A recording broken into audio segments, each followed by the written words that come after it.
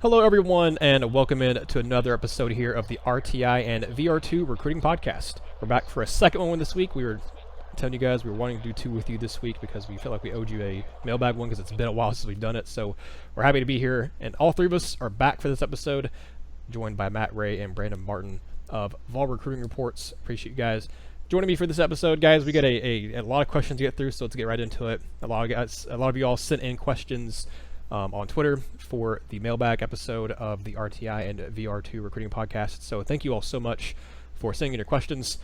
Guys, let's get to the one person who we knew we could count on, get bit involved, sent in 3 questions. One of them does tie into another question someone asked, so we'll go ahead and tie that into that one when we get to it. His first one is a pretty easy one to answer. Matt, I'll let you get to this one. First one, any update on Adonai Mitchell? Is he a 2020 or 2021 kid? Where does his recruitment stand? He's bouncing back and forth. He told us, back-to-back times in about a 2-week period that he was going to stay 2020, that 2020 was his original class. I know there's a few grade concerns there. Haven't caught up with him in the past couple of weeks. Not a whole lot going on in his recruitment right now. Still kind of Tennessee and Missouri battling if he stays in the 2020 class. It'll be one of those schools. I know Tennessee really likes him, and they have a chance to add him as a receiver. Brandon's actually going to see him tonight, I do believe. So I have a little bit more of an answer for you there. Semester's kind of winding down, I guess, for these guys. So he should know a little bit more about his status, I guess. So I think Brandon will be able to answer that question on next week's podcast. But as far as his recruitment goes, not a whole lot going on in terms of, a lot of movement. Yeah, going to watch him tonight against Ravenwood. We'll try to get that answer straight from him this evening if we're able to. But should be a good game tonight, and going to see him. We'll have a little more info on him, so keep an eye on our website for some of that content and possibly that interview coming out. Yeah, so be on the lookout for that, and with Ravenwood too. I mean, there's plenty of prospects there for you guys to watch too. So Brandon, that'll be, like you said, good to pay attention to. They're at _VR2_ on Twitter. If you want to check out, they'll have videos, and hopefully, like you said, you guys will have an interview and stuff with him. And if not, like I said, there's plenty of guys on Ravenwood to interview as well. So you'll have your hands full there, Brandon, trying to figure out who to watch. And you're not gonna have you're not gonna have any kind of wanting for content. You have plenty of stuff to cover in that game. Get bit involved. Second question here: who will be Tennessee's tight end prospect if they miss out on Darnell Washington? He says he poses maybe D. Beckwith. Brandon, I think if I remember correctly, I don't remember if we I think touched on this briefly earlier in the first episode of the podcast this week. But I think Beckwith is an intriguing option. We've also toyed around with the idea of what if Reggie Grimes moves the offense. But what do you think? And Matt, feel free to chime in too. But what do you think if Tennessee does miss out on Darnell Washington at tight end?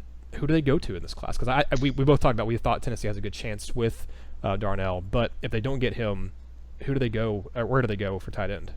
If you don't land Washington, you're going to have to get busy recruiting. I think the question with Reggie Grimes is he a tight end? We've not seen him play that, but I think he's definitely got the body type and the skill set. He's played pretty much exclusively defense this year, but in previous seasons while he was playing at Mount Juliet before he transferred to Ravenwood, he played a lot of running back. He played a lot of offense there. So I don't think it's out of the realm of possibility to picture him on the offensive side of the ball playing tight end. I've seen D. Beckwith. Beckwith is a really, really good athlete. I do not think you're going to make him into a tight end. I don't think his frame is going to be a tight end frame ultimately. Now, I could absolutely be wrong, but I don't think that he has that kind of frame. The guy that I think has that frame that Tennessee could go get and could potentially help them at tight end, and we talked about him earlier in the week, is Darren Turner. I think Turner out of Memphis Central is a big force. Right now he's a big 4-star wide receiver. He just decommitted from Arkansas, and like I said earlier in the week, I think he could be a Jason Kroom type. I think you could groom him into being that really big wide receiver on the edge, almost a tight end in space who can come in and block some for you.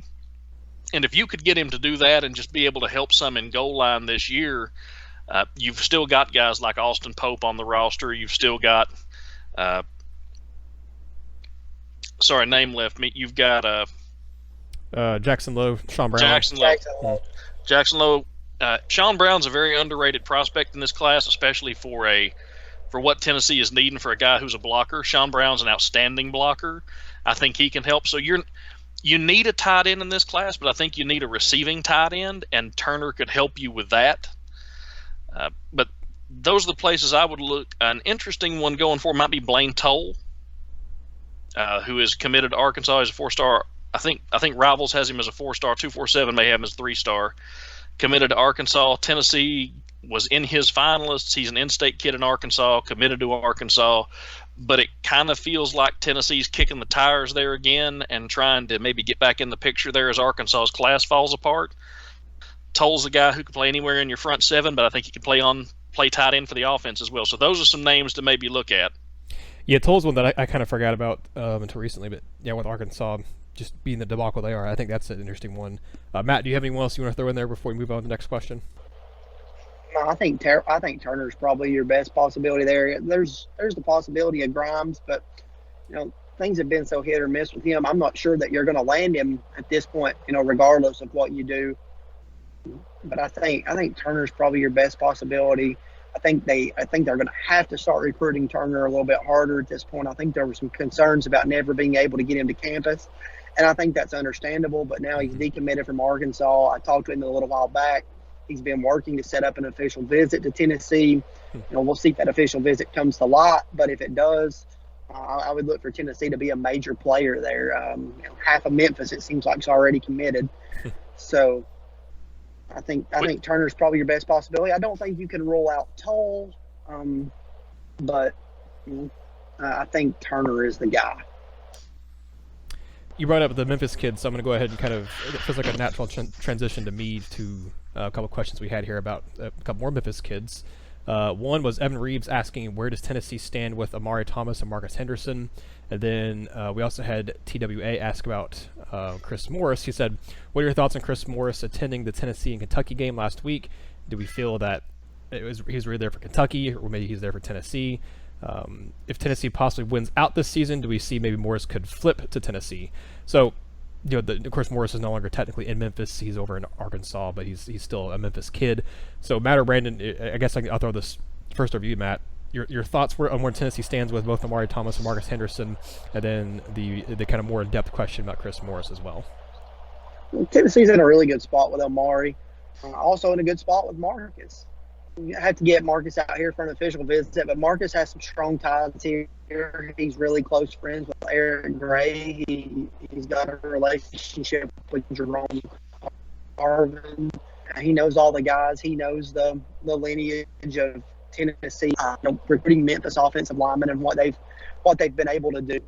Amari, he is going to be a heavyweight battle until the finish. I don't think anybody expects any less.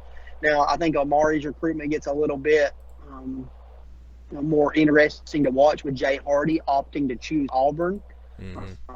Talking to Hardy leading into that decision, him and Thomas really wanted to play together, and Tennessee was a good spot. Auburn has also been involved with Thomas's recruitment. So, anything can happen there, but Tennessee's going to have to battle some official visits, battle some distance from family. But I think he's been a top priority, and Jeremy Pruitt has handled that recruitment well. And David Johnson's had a good hand in it too, but I say Jeremy Pruitt because Pruitt has been the guy, and Pruitt is still one of the best recruiters in the country, even if he is a head coach and doesn't get some of the credit for it. All in all, he won out for Harrison Bailey and beat Jim Harbaugh to do it. So I think that says a lot. But I think Tennessee's in a good spot with both those guys. Getting Henderson on campus late in this cycle is going to be key. Maybe he sees that he can sign with Tennessee, but he's talked about if he's ready to sign, he'll sign in December. But if not, he'll take it out to February. On Chris Morris, I'm not really sure. I think Tennessee had a really good chance coming out of the summer with Morris. I thought that they were the team trending, and then talking with him, all of a sudden it had quietly always been A&M, which surprised me a little bit. But I think Tennessee's got a good chance to battle back in with him. He sees an opportunity there. He knows what's in front of him at Tennessee. He's seeing that he can play any spot and that they're going to play freshmen. I think with the guys in Memphis again, I think, just the city's becoming a pipeline in general.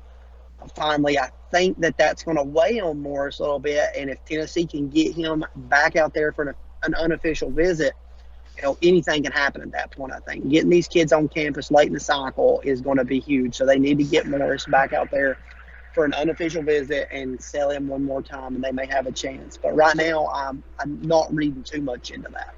I'll say this for Amari Thomas. The last time that I went to see him, which was the last regular season game they had when they played Memphis University, both he and Rodney Newsom were playing in Tennessee gloves. Now, they were coming off UT visits. Now, you can take that for what you will, but they both pretty well raved about the visit and how well it went and how much they loved it and what a good time they had.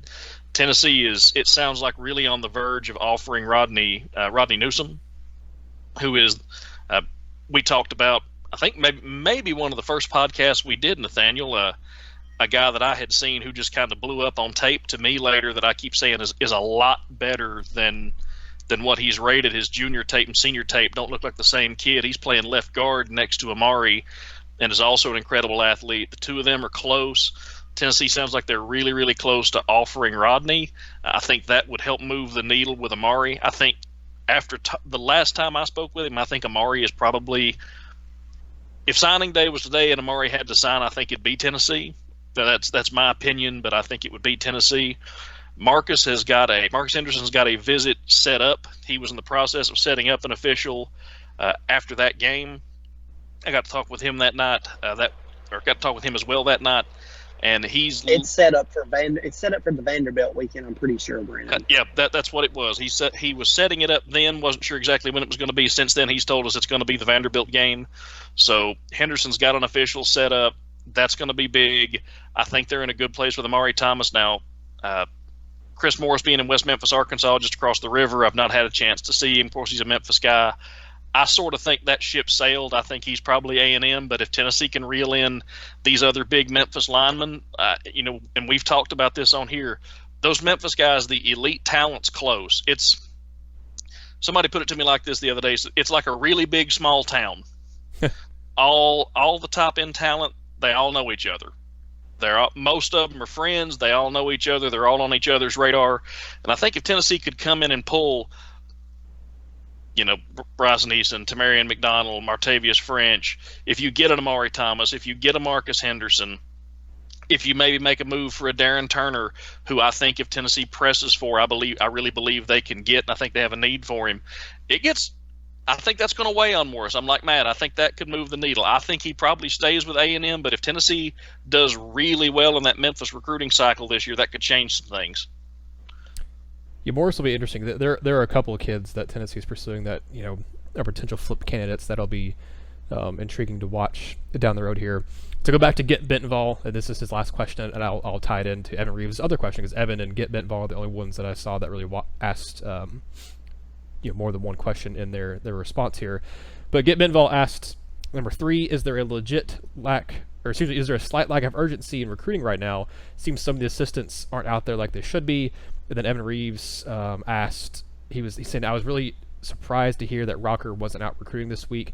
Why isn't he out after the Jay Hardy incident? Why isn't he after Jay Hardy, or just out recruiting after the Jay Hardy incident? I know it wasn't this previous episode, but it was last week's episode. I think both you guys mentioned it, but I can't remember which one of you kind of got a little, I wouldn't say heated, but got a little emotional or just kind of passionate talking about it. But, we talked about a week or two ago about Tennessee's coaches, not hitting the recruiting trail, like you all thought they should, especially. I think Matt, it might have been you that kind of really went into it a little bit more. But Brandon, we talked about earlier this week, it was after we'd been out there at the RTI watching Tennessee football practice, and Niedermeyer wasn't there, and neither was Chris Rumpf. But as Evan Reeves said, Tracy Rocker, for what we've seen, hasn't been out traveling anywhere. But we know for a fact that Pruitt was out traveling earlier this week. Like I said, Niedermeyer and Rumpf weren't at practice, which, you can just assume that means they're out on the recruiting trail. That doesn't mean Rocker hasn't been out somewhere at some point, because they only had one open practice this week, so he could have been out earlier in the week. Heck, he could be out there tonight as we're recording this on Friday. But I think that is a good question. It kind of been two good combined questions by Get Bentonville and Evan Reeves.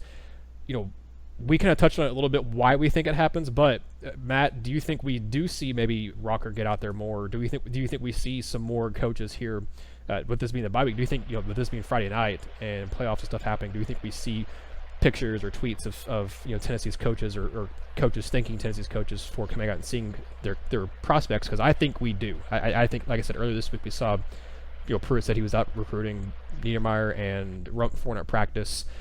I'd be pretty surprised we didn't see a few more of Tennessee's coaches out and about this weekend, especially with, like I said, playoffs happening around a lot of the country right now in high school football, and the kids who aren't in the playoffs, maybe trying to get them to come to visit or something. But I do think we see some more of Tennessee's coaches being active, and just kind of your thoughts overall about whether or not there's a lack of urgency.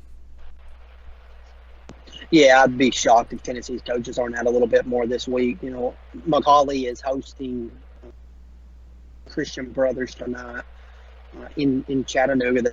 It's a pretty good opportunity for Tracy Rocker to get down there and take Hardy.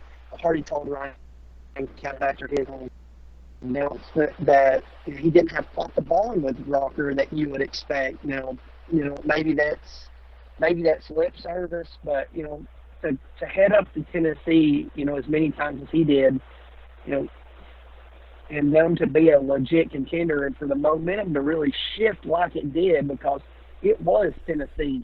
It was Tennessee for a couple of weeks, at least, really dating back to August, but it was Tennessee, those final couple of weeks leading up to the decision. There's a reason that when he went to Tennessee on his official visit and he came back, he announced the decision after. So, that's a good opportunity to get down there and see him. And Christian is home to a couple of guys that Tennessee's offered. Jalen Hyatt, athlete, he's a Tennessee legacy, so it never hurts to have somebody, there to see both of those guys. I think when you have an opportunity like that, you probably need to have somebody there. I think this is a big night for Tennessee to get down to Marietta. Harrison Bailey's playing. You may be trying to fight back into it with B.J. Ojulari. They're playing Camden County out of South Georgia, which is pretty far south. They have a couple of coveted 2021 and 2022 prospects that it would just be nice for their presence to be on the sideline. So I think you may see somebody there as well. But there's plenty of recruiting opportunities for Tennessee staff to be out tonight. And with the playoffs, it just means a little bit more, and especially for the 2020 cycle. It means a lot to have a coach on the sidelines for what could be your final game or what's going to be one of the more emotional wins of your career. So I think you'll see that Tennessee staff out, especially with it being a bye week. I would be thoroughly shocked if it's not. We will have somebody at Macaulay, Evan. So to answer your question tonight, stay tuned over to our Twitter page. But we will have somebody at Macaulay tonight, and Tennessee's there. Well, that kind of plays into another question here from Drew on Twitter. He said at D_Lev1990. He said, "Do you think we are completely out on Jay Hardy and B.J. Ojulari?" You mentioned there, Matt, that you all have someone at Macaulay. Brandon, I'll toss this over to you to keep the back and forth going here. But Drew asks, do we think Tennessee is completely out on both Jay Hardy and B.J. Ojulari? Talk about Macaulay. Talk about, you also, Matt, mentioned Marietta, so that kind of plays into both of those. I don't think Tennessee's out on Jay Hardy. I think it'll be a tougher pull for B.J. Ojulari, and I would, at this point, be pretty surprised if he ends up getting back into Tennessee's class. But I do think Tennessee and Jay Hardy, that will be one to watch, especially if he doesn't sign in the early signing period, which he did. He wasn't intending to, but with him coming to Auburn and with who his recruiter is over there at Auburn, I'm sure they'll try to push him to sign early in December. But I personally don't think Tennessee's out on Jay Hardy. I think it's going to be a much tougher pull to get B.J. Ojulari back in the fold. But I'm curious your thoughts on that, Brandon. I'm in the very same place. I agree completely with you. I won't say that I would be surprised if Jay stays with Auburn, but I think Tennessee is going to get every chance to get Jay Hardy back in this class. We talked about this when Jay committed to Auburn. It kind of shocked everybody, and it came out, he's not got a great relationship with Rocker. He doesn't, necessarily feel like a priority there. We also talked about a bunch of these in-state guys that are really, really close with Jay were immediately blowing him up. I think Matt said that he hadn't had the hat on his head all the way down on his head before Keyshawn Lawrence was trying to FaceTime him. And I think those guys are going to play a big part in the rest of Jay Hardy's recruitment. If Tennessee will show up and show Jay that he is a priority and try to build that relationship, and let's be honest here, they're going to have a chance to do that because McCauley's going to be favored through most of the playoffs. Mm-hmm. And I mean no disrespect to Christian Brothers saying that, but McCauley's going to be favored through most of the playoffs. They've got a chance to make a really deep run this year. If you're Tennessee, you're going to have a chance to get back in the picture there. Jay's not planning on signing until February, and I think Tennessee's going to get every chance to get back in the picture there. I think, again, it's recruiting. Everything can change tomorrow. I think Tennessee has a good chance of winding up landing Jay Hardy. I wouldn't be surprised if he goes to Auburn. I wouldn't be stunned if he comes back to Tennessee either, though. I think he'll probably wind up a Vol in the long run. That's still my feeling on it. Now, BJ, I kind of think BJ's done. Yeah. LSU is going to get who LSU wants right now, and LSU has wanted BJ Ojulari for a long time. Yeah, that's about how I feel. That's why I don't think Tennessee's going to be able to flip Raheem Jarrett either, because it just seems like they like him a lot, and for one, I mean, that offense, I wouldn't blame him for wanting to go to LSU either. So that seems like a bit of a pipe dream now as well. Moving on here, we only have, I think, about 3 more questions left, but a couple of them are, well, all of them are really good, but one of them I think will take a little bit more time to cover than the other ones. One of them here, I'll turn it over to you, Matt, because Brandon and I talked about this kid in the first episode of the podcast this week. TWA, who also asked about Chris Morris, asked us, how big is it to get Desmond Tisdall back on campus for an official visit on December 13th, and your thoughts on where he lands. Brandon and I both said, this is before his news came out about his official visit, Brandon and I both said earlier this week that we felt Tennessee was in a very good spot there with him, that I think we also all said this on the podcast last week, that we felt like Tennessee was in the lead for him at this point. And we kind of threw that in at the end of the podcast last week. But Matt, has anything changed with him making his official visit? I don't imagine anything's really changed, but from anything I've heard, it seems still like Tennessee is very much in the lead. You don't have to look any further than his Twitter account either, as I think Brandon and I both mentioned earlier this week. His Twitter account, it seems like every other day or almost every day that he's tweeting out something that's Tennessee related. And as Brandon put it, a couple of them looked like you thought, hey, he's committing, but no actual official commitment announcement. But I think Tennessee is for sure in the lead with him right now. Yeah, Tennessee's in a great spot with him right now. At the end of the day, it would probably be Tennessee. And as far as getting him back on campus for that official visit, I harp on this all the time. That last visit is what's crucial. I'm not sure when Tisdall's signing, but if it is the early signing period, then that's a great sign for Tennessee. I've had other schools come and go, but I think ultimately at the end of the day, he'll probably get academically eligible, and he would have been a take at all those schools. So, yeah, it's huge to get him back on campus. Tennessee is in a great spot. I'm trying to work some different angles there with him. Mm-hmm. If all works out well, it's a pretty good drive down there, but if all works out well, and I don't have any luck this week, I'll be making the trip down there next week to see him. But we'll just see what happens. They have to win. They have to win the night for that to happen, or they could travel. I'm not sure how that lays out, but I'm going to try to see him next week. But yeah, I mean, Tennessee's in a great spot with him. Let me ask you this: if it's not Tennessee, who are the biggest competitors? Is it South Carolina? Is it Auburn? Who gives Tennessee the biggest run for their money with him?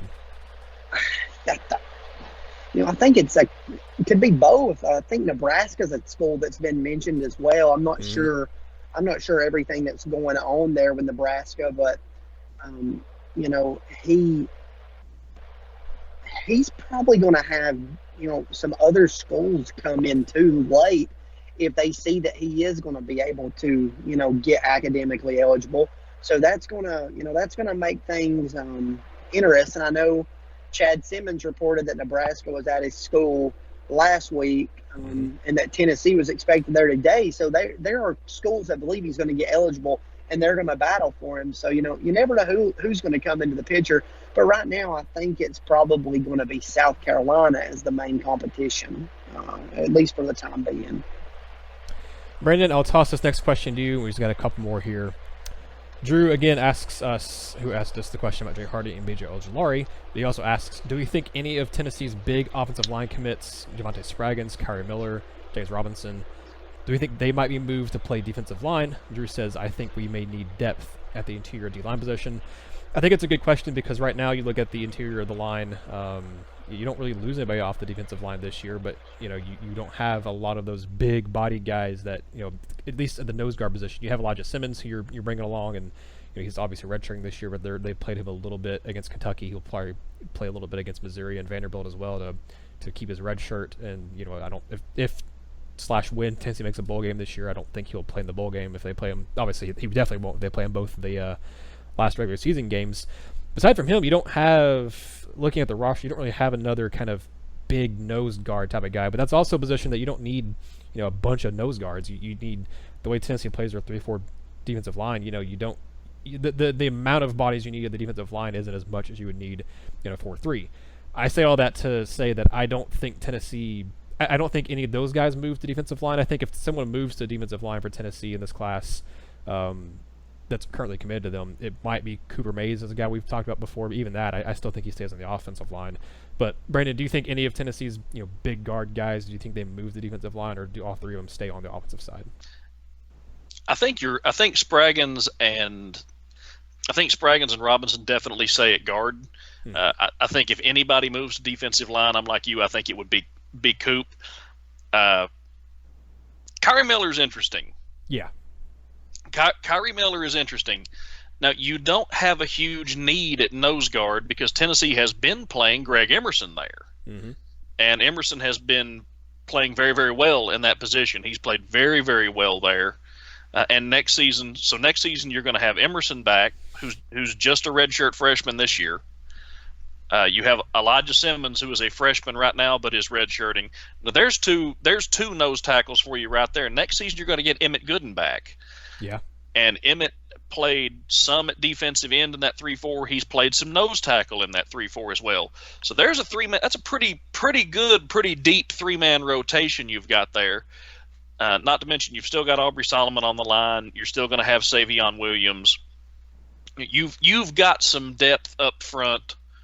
You still got Daryl Middleton. You've got some depth up front for right now. Now, a lot of those guys are seniors next season. You don't really lose anybody this year. You lose a lot next year. As far as I don't think you're going to see Tennessee need to move anybody to the defensive line because, again, my opinion, my thoughts, I may look like an idiot in a few months. Never stopped me before. I think Tennessee's going to wind up getting back in it with Jay Hardy. That's my gut. I think that's going to happen. I think Tennessee's in a really, really good place with Octavius Oxendine, and I think he is going to be an ideal end in this scheme for Tennessee because he is so straight line fast, but he is absolutely big and strong enough to bump inside and play defensive tackle if you need him to. He is, and he's not a small man at about 6'3", 6'4", 315, and strong. He's 315 and stout, not 315 and fat. That's a big stroke because there's two different kinds of 300-pounders. Like some of these guys are built like me and just need to get in the gym, and some of these guys it's like, oh, you're V-shaped. And Oxendine is one of those latter parts. That's a big, strong kid.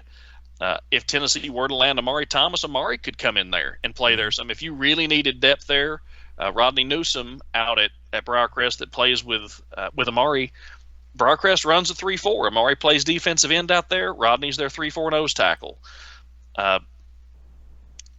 If you're looking specifically for a nose tackle, I think Tennessee's is in a really good place with several guys they could land that could play that position.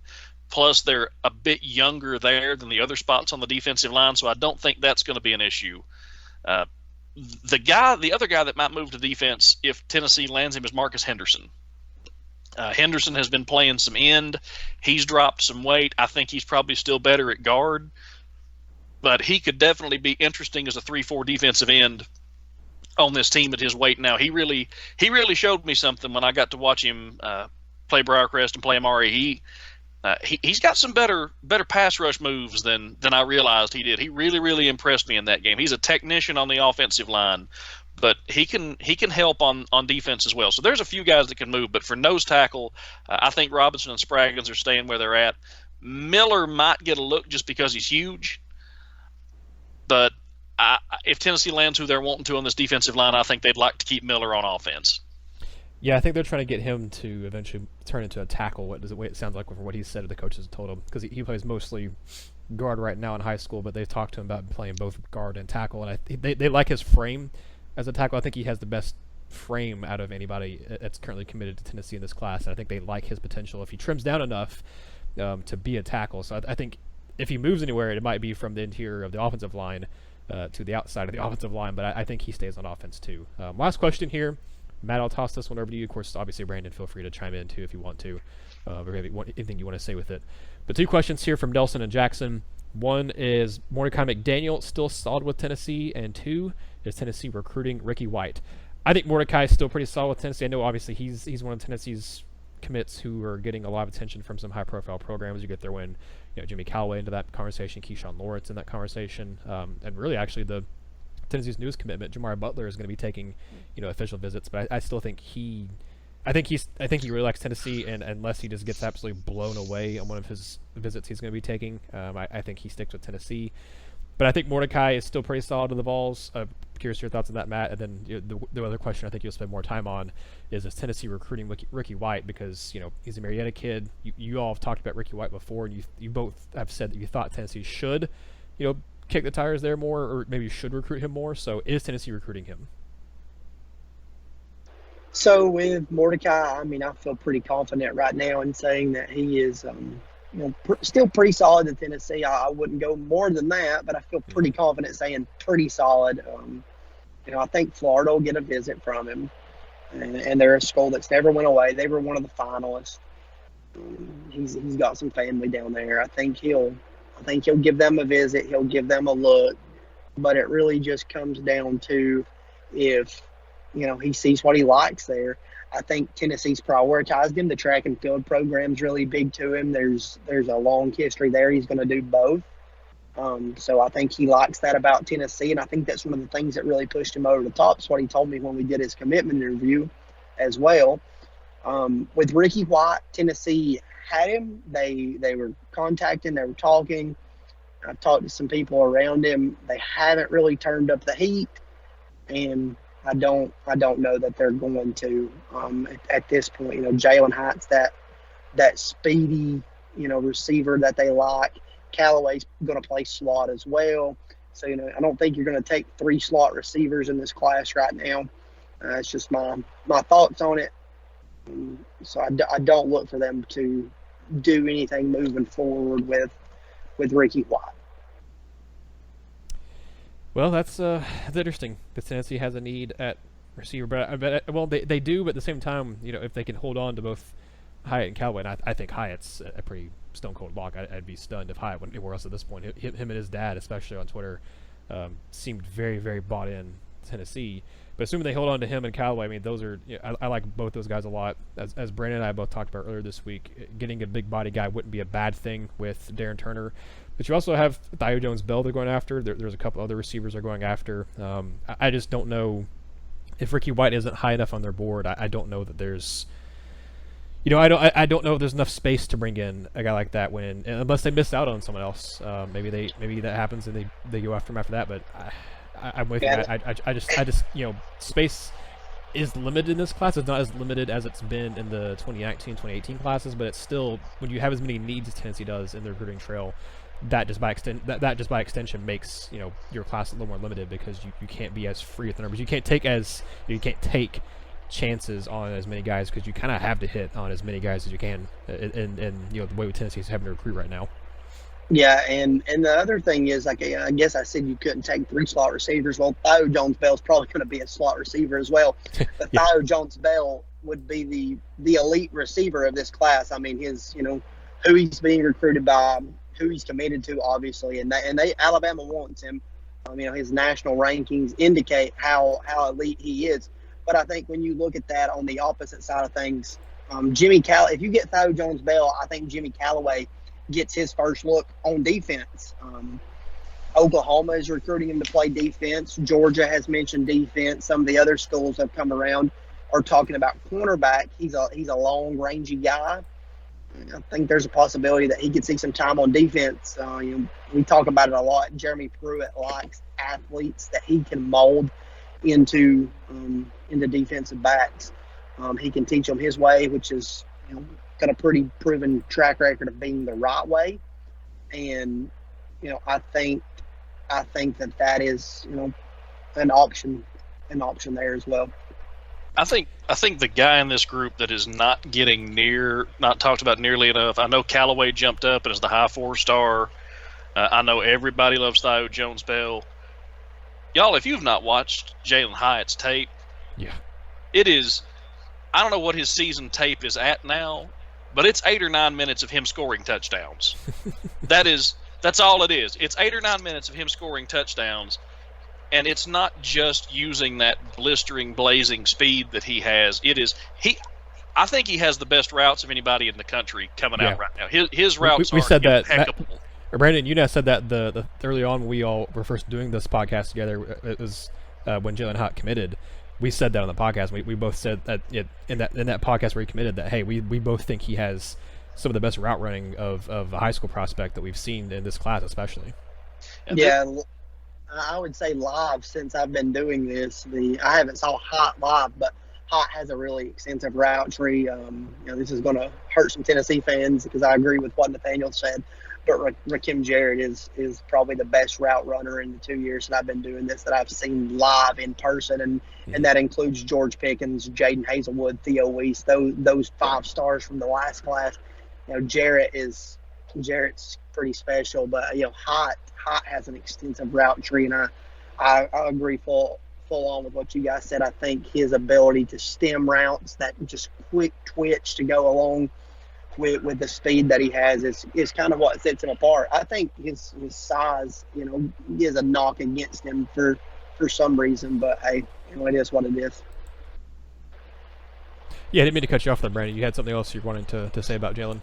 I think Jalen could wind up being an absolute superstar out of this class that people are not making enough noise about. I don't think he's getting when you look at his numbers and you realize you look at his numbers and it's like, wow, that's a really, really impressive high school season. He's played in the second half once. Yeah. All season. Played in the second half once. Fantastic hands, great route tree, blistering speed. You never hit him flush. He's kind of got that Marvin Harrison, Jerry Rice kind of, you just never see anybody blow him up. Mm-hmm. He's one of those guys, hard worker. I don't know. I think he is the absolute total package at wide receiver, and I think he's not getting nearly enough publicity. I think he's criminally underrated, and I think he's going to be a star when he gets to Tennessee. I really, really love this kid, and I really love what he brings to the table. You're starting to see some of these national guys taking notice of him too, because I think it was one of the Rivals guys talked about that he thinks he's in line to get that 4th star when they make their next update. I think a 247 Sports guy said the same thing about him. I mean, he's had a phenomenal senior year, and his size, I don't get it being a knock either, because it's not like he's scrawny. Like, it's not like he's 160 pounds or whatever. He's listed at 6 foot 172, so he's probably closer to 6 foot, maybe 170, 165, I guess. But he's he's not like he's a rail thin kid. And if you look at his speed and athleticism, and you look at a guy like Arian Smith who blew up, I mean, that you remember Tennessee, Vol fans getting absolutely just livid about Arian Smith flying up the recruiting rankings after having a good showing in the camps and stuff, even though he doesn't play wide receiver in high school. He plays quarterback, and then of course that was also when Harrison Bailey got dropped. But Arian Smith blew up in the recruiting trails, a top 100 kid. He's number 72 overall in the country, number 14 receiver in this class, the 2020 class. Jalen Hyatt, 6 foot 172. Arian Smith's listed at 6 foot 170. And I know Smith it's a little different. He's maybe a little bit better of just an athlete, just a little bit than Hyatt. But to me, I mean, I think Hyatt compares pretty favorably to him. He runs a 4.3 40, and that's just, as we talked about. I think we talked about this a couple months ago. That was the official time. He actually ran even faster than that, and at a time they didn't post officially. I think we aren't the only ones that's reported that. I think you all were the first ones to report it, but that's been confirmed by couple different people that Hyatt ran faster than a 4.3. That's what they posted officially. He's run a 10.2. I think one of the 100 meters. I think maybe in high school. I can't remember what it was now, but he is legitimately very fast. And as we just got through saying, he's not just a speed guy. He has a really good route tree. He leaps really well. He has a really good vertical too, like a 35 or so inch vertical. I mean, this kid he's legit. Like I said, he's essentially the same size as Arian Smith, but Arian Smith's a whole like almost 300 spots or higher ahead of him in the overall rankings, which I don't get it. Maybe Hyatt will jump up quite a bit. I think he will get a boost, but I have to understand having Arian Smith that much higher than him.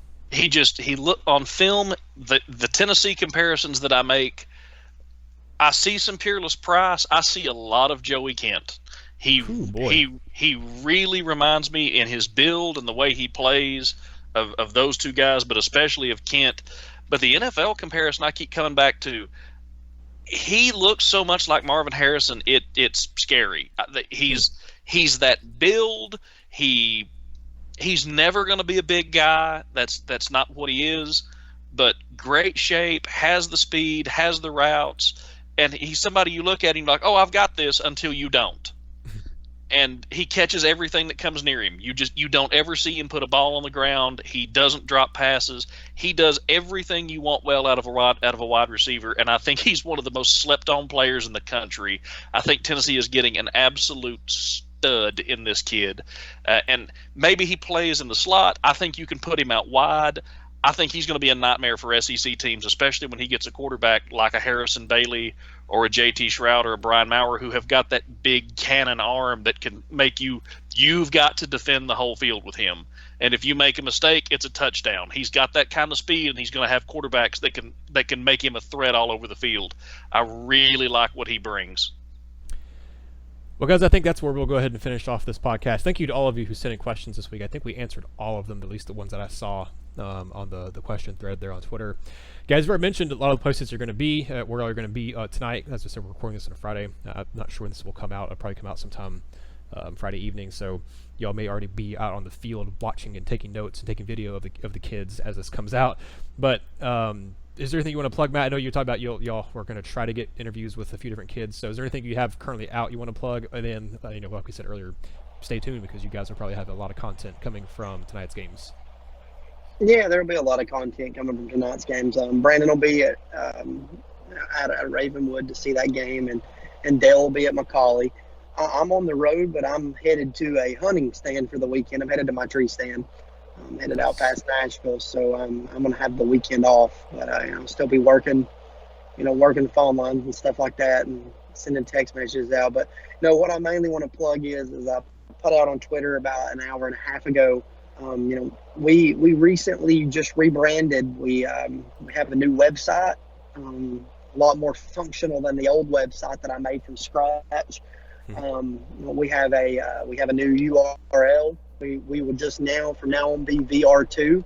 There will be no more Vol recruiting reports as we attempt to cover the teams a little bit more. The whole athletic side of Tennessee.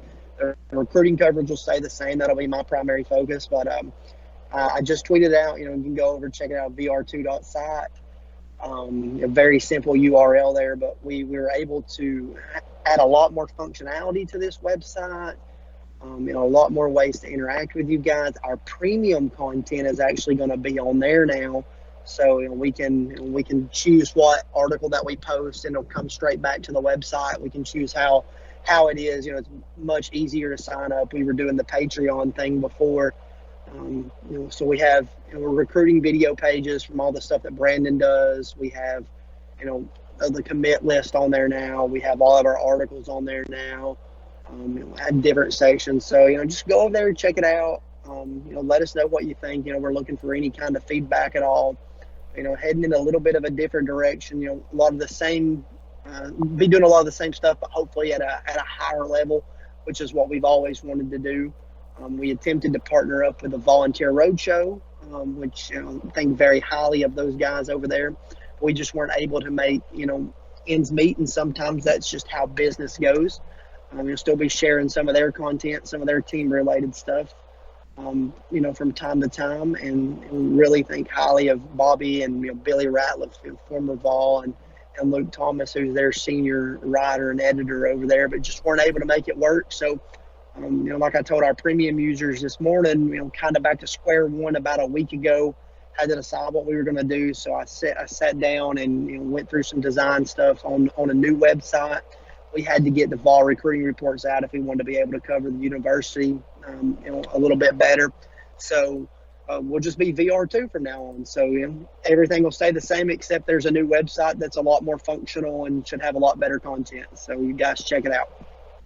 Yep, I actually, as you were talking about that, just retweeted the tweet you all mentioned to the new site. So check it out, vr2.site. It looks really good, looks really clean, really streamlined. As you mentioned, you have all this premium stuff there too. It looks nice. I like it, man. The other one was made from scratch. I had no idea what I was up against when I first made it. I had no idea where I was going to go when I first made it. Just needed somewhere to put content. But we're here now. We had to make some decisions. Had to spend some money. Had to do some things to do what we wanted to do. But this one's a lot more functional, and it's not anything like the old one. So we're pretty excited about it. Well, that'd be where we end this episode of the podcast. Like I said, thank you all so much for sending in questions. We'll be back again next week for at least one episode next week. We'll see if we have time to do two next week. We'll see kind of what happens this weekend. Tennessee doesn't have a game, so no big recruiting visits. The Vanderbilt game, though, last home game of the year, that's shaping up to be, as we like to call it in the trade, a big recruiting weekend. So we'll have more information on that too, as it seems like more and more visits are being announced for that. But until next time, this has been another episode of the RTI and VR2 Recruiting Podcast.